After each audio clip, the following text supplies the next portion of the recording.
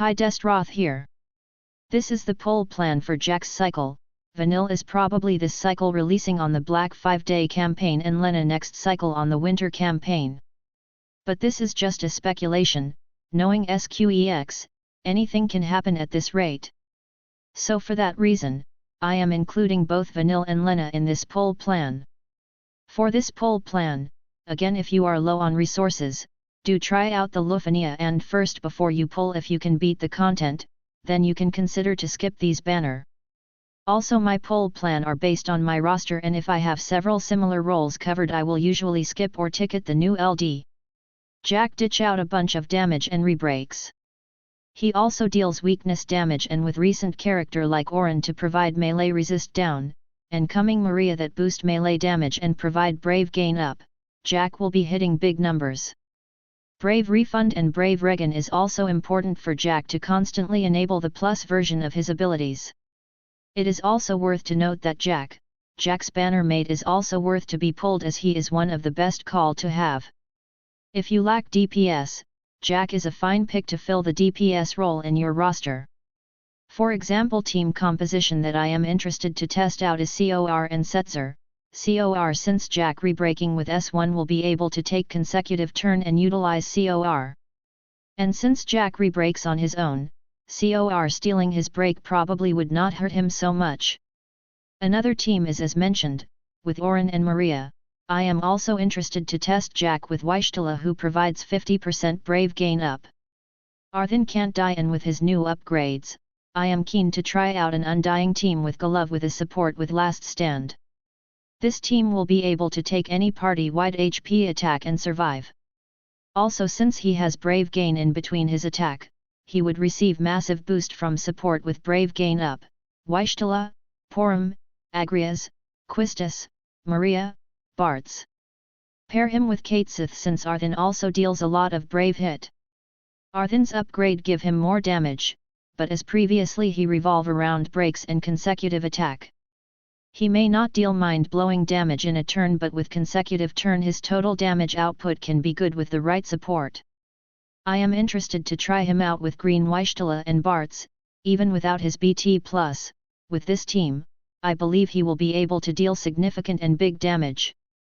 That's 70% brave gain up, wind enchant for weakness damage, and brave refund. I managed to pick up Ornn previously and with Ace, I can build an off-turn damage team. Just let the enemy take as many turn as possible and all the traps and counter will be triggered and destroy the enemy. Remove their speed passives to allow the enemy even more turns. Since Maria also gravity and attack, similar to COR, the enemy before their turn, she will keep your team safe. She also have good aura and buffs to pass as a great support for Lufania Plus. Sadly, I will be skipping Shadow. I do like his kit but I believe I have my roles covered. Shadow LD provide him consecutive turns and he get consecutive turns as well when he evade and counter. Depending on his LD buff stacks, he also get free skills and free turns. Use his free skill on his AA to ensure he had 100% evasion up. Shadow also have def ignore in his kit. He is also very good with off-turn damage team combo. With him taking so many turns, pairing him with COD might be fun but probably need a hard support to carry 2 DPS. I will be getting Lana one way or another, as she comes back in C90 with Laguna and I am planning to gem that banner so the question now is do I want to live in the future and wait? Or is my roster now sufficient? Well I think my roster can go for few more months without Lana so I am inclining to wait it out. But let's hope free poll will come through.